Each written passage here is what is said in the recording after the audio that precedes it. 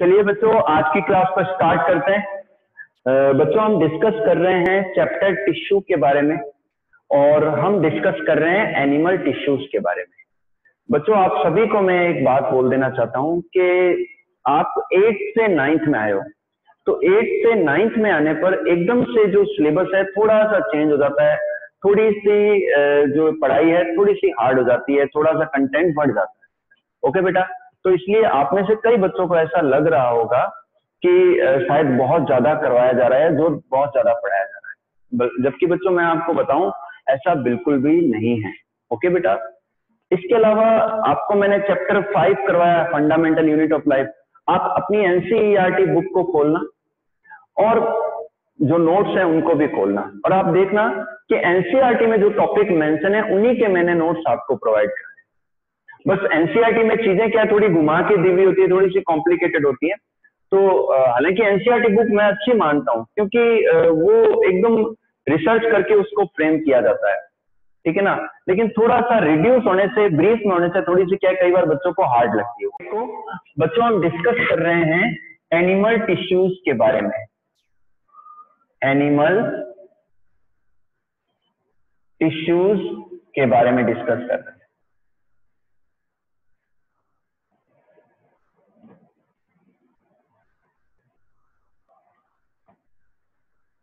Okay बच्चों, animal tissues में जो थर्ड टिश्यू है वो है connective tissues. Okay, connective tissues.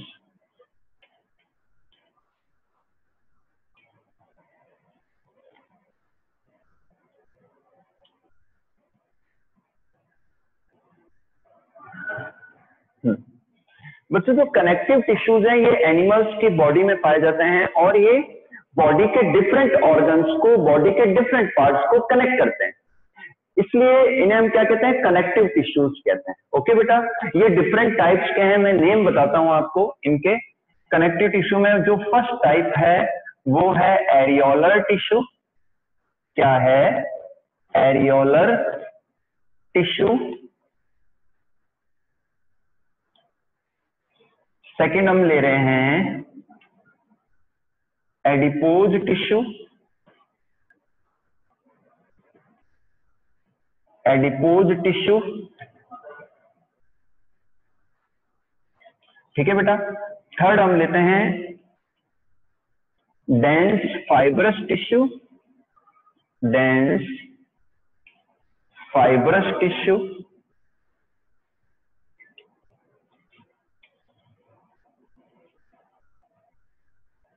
Okay, ये दो हैं, एक तो है टेंडन्स और सेकंड है लीगामेंट्स। सेकंड क्या है? लीगामेंट्स। चलिए, फोर्थ हम लेते हैं skeletal tissues.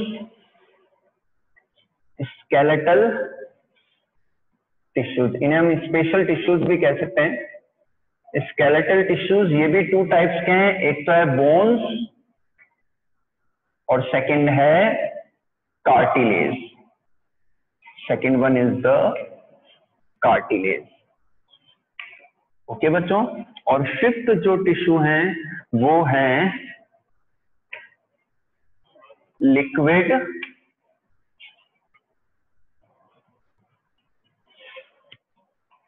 Connective tissue. Liquid connective tissue ये दो टाइप के हैं, एक तो है ब्लड और एक है लिम्फ। ओके बच्चों, हाँ, दोबारा से रिपीट कर रहा हूं। Connective tissues are of 5 type: areolar tissues, adipose tissue, dense fibrous tissue, these are of 2 types: tendons and ligaments. Fourth is the skeletal tissues, these are of also 2 types: bones and cartilage. Fifth is the liquid connective tissue and it is of 2 types: blood and lymph. Okay बेटा, चलिए अब इनको हम एक एक करके discuss करते हैं।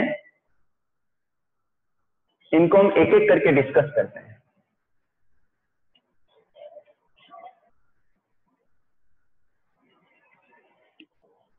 चलिए, सबसे पहले मैं ले रहा हूं एरियोलर टिश्यू। एरियोलर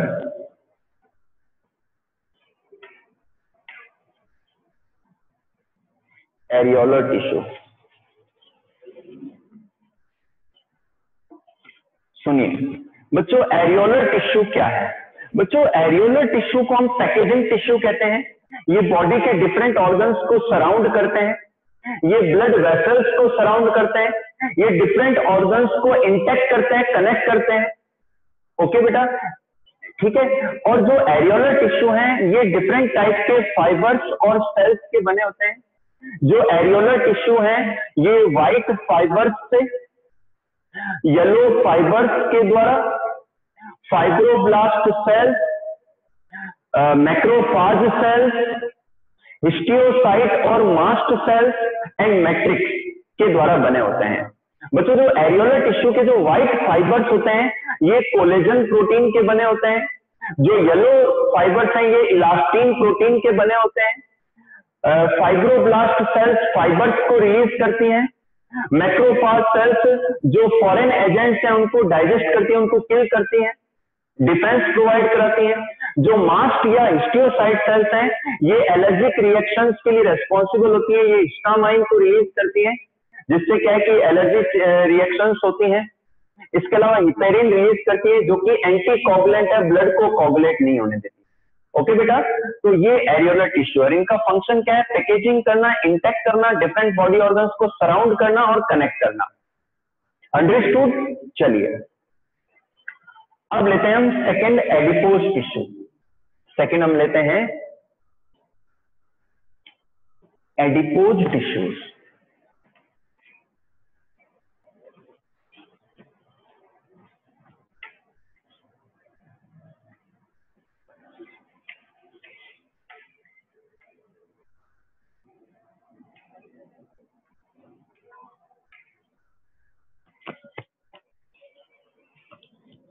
हाँ बच्चों, एडिपोज टिश्यू क्या है? बच्चों, adipose tissue fat storing tissue है। These are the fat storage tissue and these are found in the subcutaneous part under the skin. Skin के नीचे जो सबक्यूटेनियस पार्ट है, वहां ये एडिपोज टिश्यू पाए जाते हैं। और ये एडिपोसाइट सेल्स किसके बने होते हैं? ये एडिपोसाइट सेल्स के बने होते हैं, फैट सेल्स के बने होते हैं, जिनमें फैट ग्लोब्यूल पाया जाता है और जिनमें फैट का स्टोरेज होता है। इसके अलावा व्हाइट फाइबर और येलो फाइबर्स भी इनमें पाए जाते हैं। ओके बेटा, तो ये क्या करते हैं? एक्स्ट्रा जो फैट होती है उसको ये स्टोर कर लेते हैं। ओके, तो आपने देखा होगा कि जिन लोगों में पेट आगे आ जाता है, जिन लोगों में जो तोंद होती है आगे आ जाती है, तो उसका कारण एडिपोज टिश्यू है, क्योंकि वो लगातार बैठे रहते हैं और लेट नाइट खाना लेते हैं, तो जो एक्स्ट्रा फैट है वो वहां उनके डिपोजिट होती रहती है, स्टोर होती रहती है और धीरे धीरे उनका जो तोंद है वो बाहर आता चला जाता है। इसके अलावा जो कैमल की जो हम्प है, वेल्स की जो ब्लबर है, वहां पर भी एडिपोज टिश्यू पाए जाते हैं, इसीलिए उनमें फुलाव आ जाता है। और जो पोलर एरियाज में, जो ठंडे इलाके हैं, वहां पर जो एनिमल्स होते हैं उनके स्किन के नीचे under the skin adipose tissue पाए जाते हैं, जो कि फैट को स्टोर करते हैं, जो कि हीट को रोके रखते हैं बॉडी के अंदर उन एनिमल्स में, और उन्हें प्रोटेक्ट रखते हैं, उन्हें इंक्यूबेशन देते हैं। ओके बेटा, उनमें इंसुलेशन प्रोवाइड कराते हैं, जिससे उन्हें ठंड नहीं लगती है। ओके, तो एडिपोज टिश्यू का फंक्शन क्या है? फैट को स्टोर करना। Okay, understood? चलिए नेक्स्ट लेते हैं। तो नेक्स्ट हम ले रहे हैं एडिपोज टिश्यू के बाद में third is the dense fibrous tissue. Dense fibrous tissue. Okay बेटा, चलिए, जो डेंस फाइब्रस टिश्यूज हैं ये टू टाइप्स के हैं। एक तो है टेंडन्स, सेकंड हम लेते हैं लिगामेंट।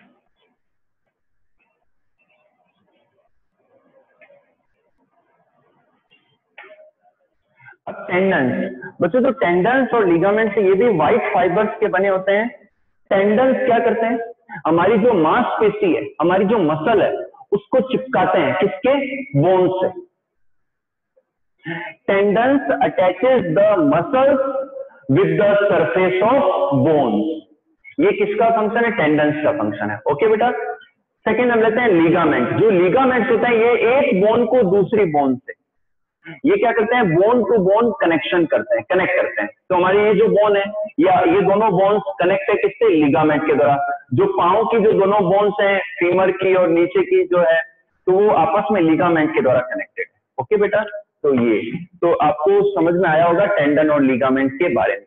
चलिए नेक्स्ट लेते हैं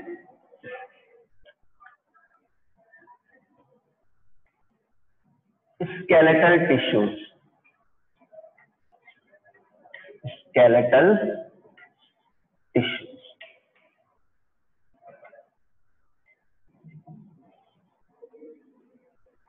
चलिए स्केलेटल टिश्यूज जो है दो टाइप के हैं, एक तो है बोन्स और सेकंड है कार्टिलेज। सेकंड क्या है, कार्टिलेज।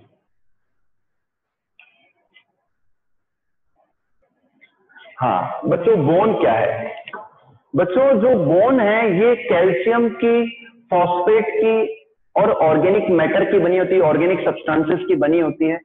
ये हार्ड होती है, रिजिड होती है, स्ट्रांग होती है, और ये हमारे एंडोस्केलेटन को बनाती है, हमारे कंकाल को बनाती है, हमारी बॉडी के शेप को मेंटेन रखता है। तो बोन्स के द्वारा हमारा एंडोस्केलेटन बनता है, जो कि हमारे बॉडी की शेप को बनाता है। अंडरस्टूड। इसके बाद में लेते हैं कार्टिलेज। जो कार्टिलेज है ये सेमी रिजिड होती है। क्या होती है ये, सेमी रिजिड होती है और फ्लेक्सिबल होती है, इलास्टिक होती है, फ्लेक्सिबल होती है, सॉरी। ठीक है बेटा। ये हमारे ईयर पिन्ना में, हमारे कान के अंदर, हमारे नाक के टिप पर, और हमारी जो वर्टेब्रल कॉलम है उनकी डिस्क के बीच में जो क्या पाई जाती है, कार्टिलेज पाई जाती है। ये बनी होती है, कैल्शियम और तो है इनमें, इनमें कॉन्ड्रीन सल्फेट। ये किनकी बनी होती है, कॉन्ड्रीन सल्फेट की बनी होती है, कॉन्ड्रीन सल्फेट की। तो बच्चों ये भी हमारे स्केलेटन को बनाते हैं और बॉडी के डिफरेंट पार्ट्स में ये पाए जाते हैं। कॉन्ड्रीन सल्फेट की बनी होती है, इसीलिए ये फ्लेक्सिबल होती है। ये क्या होती है बच्चों, फ्लेक्सिबल होती है। ओके चलिए, तो मैं उम्मीद करता हूं आपको समझ में आ रहा है अच्छे से। चलिए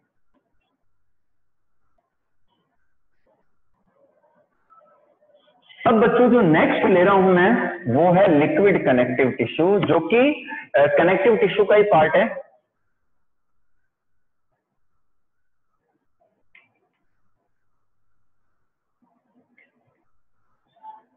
लिक्विड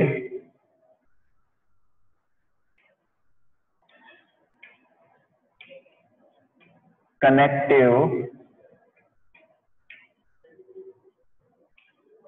टिश्यू।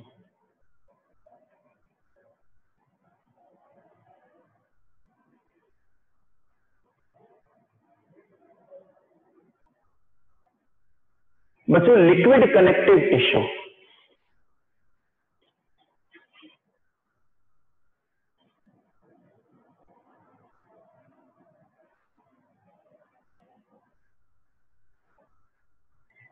जो लिक्विड कनेक्टिव टिश्यू है, इनमें दो टिश्यू हैं बच्चों, एक तो है ब्लड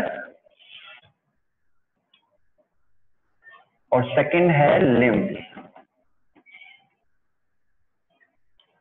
ठीक है, अब सुनिए, लिक्विड इसलिए कहते हैं क्योंकि लिक्विड फॉर्म में पाए जाते हैं और ये लगातार बॉडी में फ्लो होते हैं, जिससे बॉडी के डिफरेंट ऑर्गन्स कनेक्ट हो जाते हैं। आज ब्लड जो है ना, पांव से लेकर ब्रेन तक मूव करता है, तो ब्रेन के साथ में ऑक्सीजन भी जाती है, CO2 भी जाती है, जो फूड कंपोनेंट है वो भी मूव करते हैं। तो इसलिए लिक्विड है, कनेक्टिव इसलिए क्योंकि ये कनेक्शन करते हैं एक से दूसरे ऑर्गन को, तो इसलिए इन्हें हम क्या कहते हैं, लिक्विड कनेक्टिव टिश्यू इसलिए कहते हैं क्योंकि इनमें सेल्स पाई जाती हैं। ओके बेटा, तो इसलिए लिक्विड कनेक्टिव टिश्यू कहते हैं। हम इसमें दो टॉपिक लेंगे, दो पार्ट लेंगे, एक तो लेंगे ब्लड और सेकंड लेंगे लिम्फ। पहले मैं ब्लड को समझा देता हूं।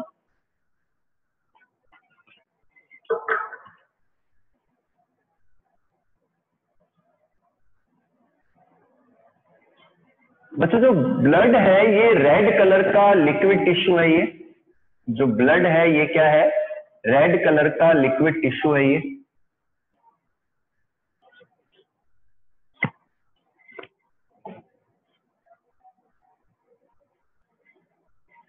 ओके, और ब्लड के अंदर दो भाग है बच्चों, एक तो है प्लाज्मा,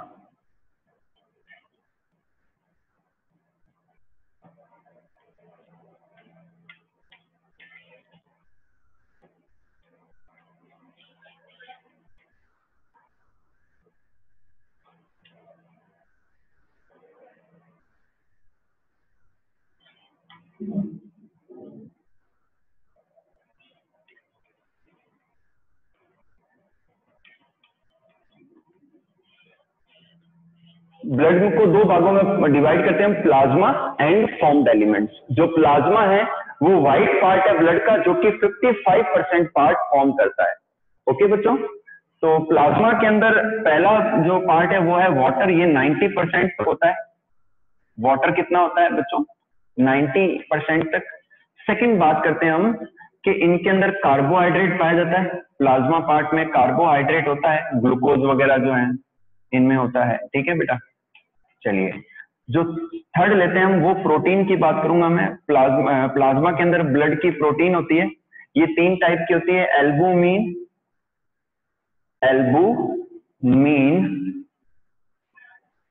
सेकेंड हम लेते हैं ग्लोबुलिन,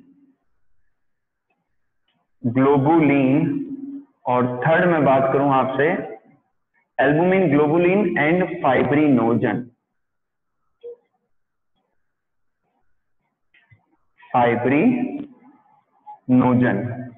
ओके बेटा, ये 3 protein, albumin, globulin and fibrinogen.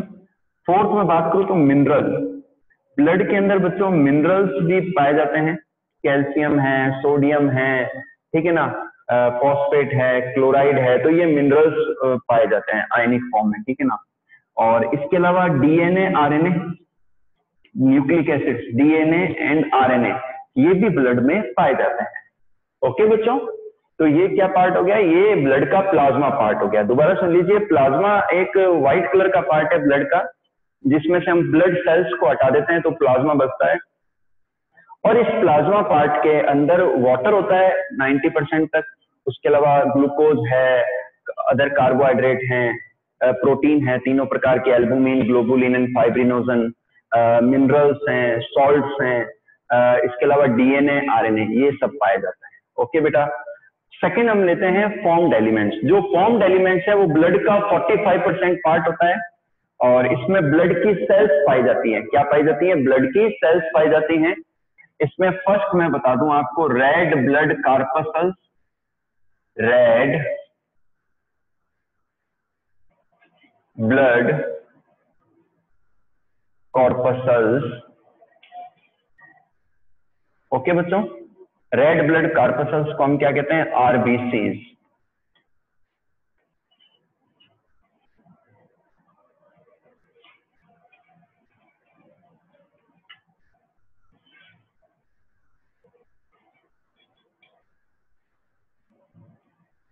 Red blood corpuscles और इरेथ्रोसाइट्स। सेकंड हम लेते हैं वाइट ब्लड कॉर्पसल्स,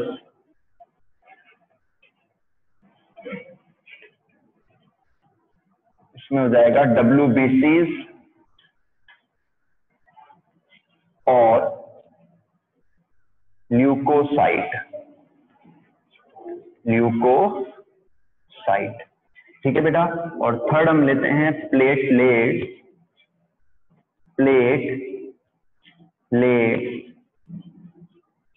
और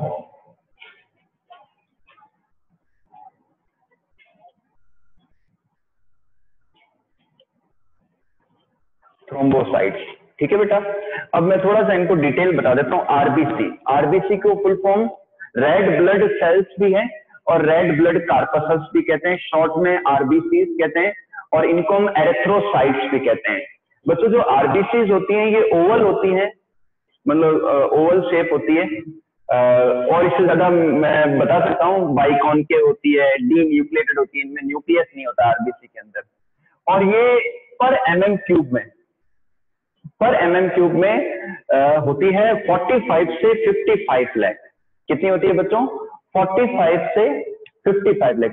जो मेल है उनके अंदर 55 लाख पर एमएम क्यूब, और फीमेल्स के अंदर 45 लाख होती है। ओके बेटा, इनके अंदर हीमोग्लोबिन पिगमेंट पाया जाता है। और एक नॉर्मल हेल्दी व्यक्ति में मेल के अंदर जो मेडिकल नॉर्म क्या कहते हैं, मेडिकल जो थ्योरी क्या कहती है कि मेल के अंदर 13 ग्राम से लेकर 18 ग्राम हीमोग्लोबिन होना चाहिए पर 100 ml। पर 100 ml ब्लड के अंदर 13 से 18 ग्राम के बीच में हीमोग्लोबिन होना चाहिए, और फीमेल्स के अंदर 12 से 16 ग्राम होना चाहिए हीमोग्लोबिन। ओके बेटा, तो जो आरबीसी है ये हीमोग्लोबिन पिगमेंट रखती है, जो कि आयरन कंटेनिंग पिगमेंट है, जो कि ऑक्सीजन को लेके ट्रांसपोर्ट करता है। और ये आरबीसी न्यूक्लियस नहीं पाया जाता आरबीसी के अंदर। और आरबीसी की जो लाइफ होती है बच्चों, ये होती है 120 डेज। कितनी होती है? 120 दिन, 120 डेज। और आरबीसी का फॉर्मेशन होता है बोन मेरो के अंदर। ओके, सेकेंड हम लेते हैं व्हाइट ब्लड सेल्स और व्हाइट ब्लड कार्पसल्स और ल्यूकोसाइट। जो व्हाइट ब्लड सेल्स होती है इनका नंबर 8000 पर एमएम क्यूब होता है एक नॉर्मल व्यक्ति के अंदर, और ये न्यूक्लिएटेड होती है। ओके, और ये जो है बॉडी को इम्यूनिटी देती है। इनकी जो सेल्स है एंटीबॉडीज का प्रोडक्शन करती हैं और बॉडी को डिफेंस देती है डिफरेंट फॉरेन एजेंट्स और डिजीजेस से लड़ने के लिए। ओके बेटा, तो ये डब्ल्यूबीसीज का पार्ट हो गया। लास्ट लेते हैं प्लेटलेट्स। प्लेटलेट्स को हम थ्रोम्बोसाइट्स भी कहते हैं। इनका फॉर्मेशन जो हमारी बोन्स के बीच में जो बोन मेरो है उनकी सेल्स के डिवीजन से जो है प्लेटलेट्स बनती है। मेगा कैरियोसाइट जो सेल्स हैं बोन मेरो की, उसके डिवीजन से प्लेटलेट्स बनते हैं, इन्हें हम थ्रोम्बोसाइट्स भी कहते हैं। और प्लेटलेट्स जो है इंजर्ड पार्ट के अंदर ब्लड क्लॉटिंग में हेल्प करती है, जो इंजर्ड पार्ट है उनको हील करती है। ओके बेटा, तो इस तरीके से, ठीक है। तो ये आपके ब्लड का पार्ट था। और ब्लड का फंक्शन क्या है बच्चों? ब्लड का फंक्शन है फूड का ट्रांसपोर्टेशन करना बॉडी के अंदर, ऑक्सीजन का ट्रांसपोर्टेशन करना, CO2 को ट्रांसपोर्ट करना, डिफरेंट जो मिनरल्स हैं उनका ट्रांसपोर्टेशन करना। तो ये सब फंक्शन है ब्लड के। ओके, चलिए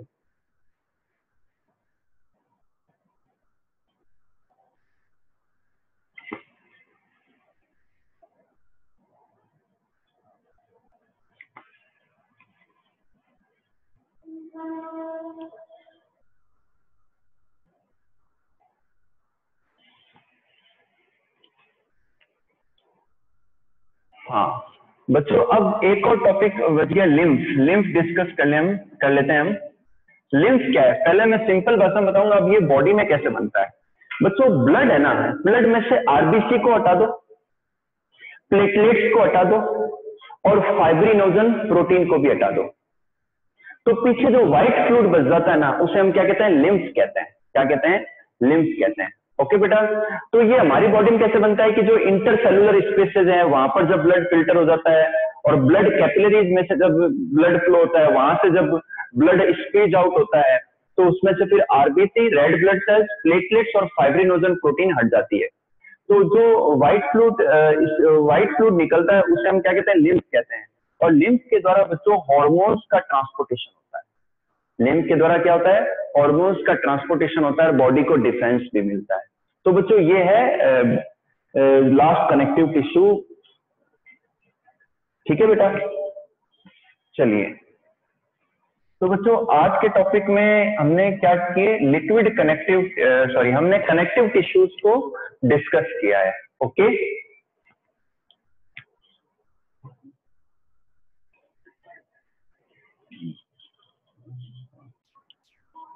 तो बच्चों आज के क्लास में हमने कनेक्टिव टिश्यूज के बारे में डिस्कशन किया है। आज की क्लास में हमने कनेक्टिव टिश्यूज के बारे में डिस्कस किया है, और मैं उम्मीद करता हूं कि आपको समझ में आया है। बच्चों आप लोगों को मैंने fundamental unit of life chapter भेज चुका हूं मैं, और आप सभी ने लगभग कर भी लिया है। तो जिन जिन बच्चों ने नोट्स कंप्लीट कर लिए हैं तो वो PDF बना के मेरे को सेंड कर सकते हैं, जिससे मैं चेकिंग स्टार्ट कर दूं। असाइनमेंट आपको नोट करना ही है, ठीक है ना। इसके अलावा जो टिश्यू चैप्टर हैं वो भी मैंने आपको सेंड करना स्टार्ट कर दिया है, वो आप नोट करना शुरू कर दें। 1-2 दिन में मैं आगे के नोट्स और सेंड करूंगा। इसके अलावा बच्चों सीबीएसई ने जो है थोड़ा सा सिलेबस को रिवाइज किया है और थोड़ा सा सिलेबस कम कर दिया है। तो जो अपना नेक्स्ट चैप्टर था डाइवर्सिटी वो हटा दिया है, जो डाइवर्सिटी चैप्टर है वो हटा दिया है और एक फूड रिसोर्सेज का जो चैप्टर है उसमें भी कुछ टॉपिक्स को हटाया गया है। ठीक है बेटा, तो डाइवर्सिटी चैप्टर आपके हटा दिया गया है। तो टिश्यू चैप्टर अपना कंप्लीट होने वाला है, 1-2 दिन में ये कंप्लीट हो जाएगा। तो आप पैरेलल वे में नोट्स को कंप्लीट रखें। कल की क्लास में हम डिस्कस करेंगे नर्वस टिश्यूज के बारे में। किसके बारे में डिस्कशन करेंगे बच्चों? नर्वस टिश्यूज के बारे में। तो thank you for joining the class.